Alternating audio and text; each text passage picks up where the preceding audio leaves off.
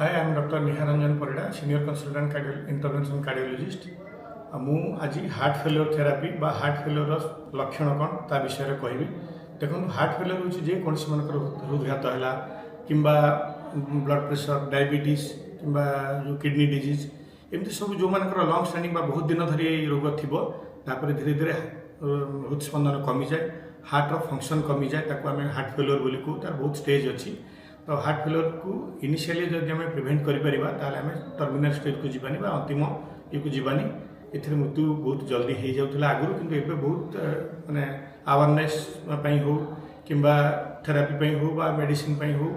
यह द्वारा आम हृदघात को बा हार्ट फेल्योर को कमी दे पारी बहुत परिमाण अनेकांश कमी जाइए। तो जड़े लोक केमती जानव जे निजर हार्ट फेल्योर सिम्पटम डेभलप करुच्ची प्रथमे देखूँ जितनी बाट जड़े लोक चलुव धीरे धीरे धीरे धीरे से चली पार अणनिश्वासी लगे सीढ़ी चलने बेले अणनिश्वास लगे धई सई लगे देहर झाड़ बोज बेले बेले मुंड भी बुले पारे एमती सब सिम्पटम देखा तापर गोड़ फुल पाद फुला जो पाद फुल धीरे धीरे जब आउरी सीवियर स्टेज को जीव किडनी फेल्योर भी कर पारे परिस्रा भी कमी जापे तो एमती सब सिम्पटम्स देखा तो प्रारंभिक स्टेज रे आम जापर जदि से पेसेंट जो नॉर्मल काम करुच्ची टी अधिका काम कर सेम एजर लोक सहित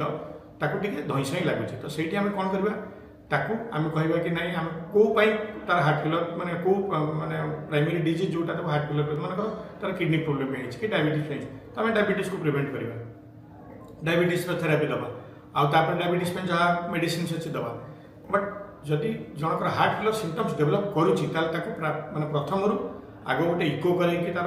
हार्टर फंक्शन के जानी ना दरकार इको ईसीजी दरकार पड़े आमर कैथ स्टडी कर तार एलबी फंक्शन बा हार्टर फंक्शन जानी जावा दरकार तापर जानी सारा केते फंक्शन अच्छी से अनुसार आम कौन कौन देवे लुण कम खाइबे पानी बेसी पीबे नहीं लिमिट अच्छी कौ स्टेज रे केते पानी पीवा कथा एवं डाक्तर को देखिए तुरंत मेडिसिन आरंभ करेंगे। तो मेडिसिन आरंभ कले एवं सुस्थ जीवन शैली जदि जीवन यापन करेंगे ताहले हार्ट फेल्योर को बहुत माने आगुरी आमर थिला जे हार्ट फेल्योर हेले हार्डली 2-3 वर्ष पेसेंट बचुले किंतु 10-12 वर्ष पर्यटन पेसेंट सर्वाइव कर इवन आहरी भी अधिक सर्वाइव कर हार्ट फंक्शन भी नॉर्मल हो जाए बेले बेले पाखापाखि नियर नॉर्मल पूरा तो नॉर्मल संभव नुह। तो ये सब जिन कौन कर सुषम खाद्य खाइबा जी नियमित आम रिलैक्स होकर स्ट्रेस बेसी नबानी ऑयली फूड खाइबानी डायबिटीज जो मीठा जातीय बेसी मीठा खाइबानी शर्करा जातीय खाद्य खाइबानी ये सब जिन करके आउ योगा प्राणायाम एगुड़ा सब करवा या द्वारा आम गोटे निजर हार्टर हेल्थ को नॉर्मल रखिपर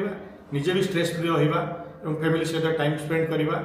क्वालिटी टाइम स्पेंड करवा हृदघात बा हार्ट फेल्योर को प्रिवेंट कर। धन्यवाद।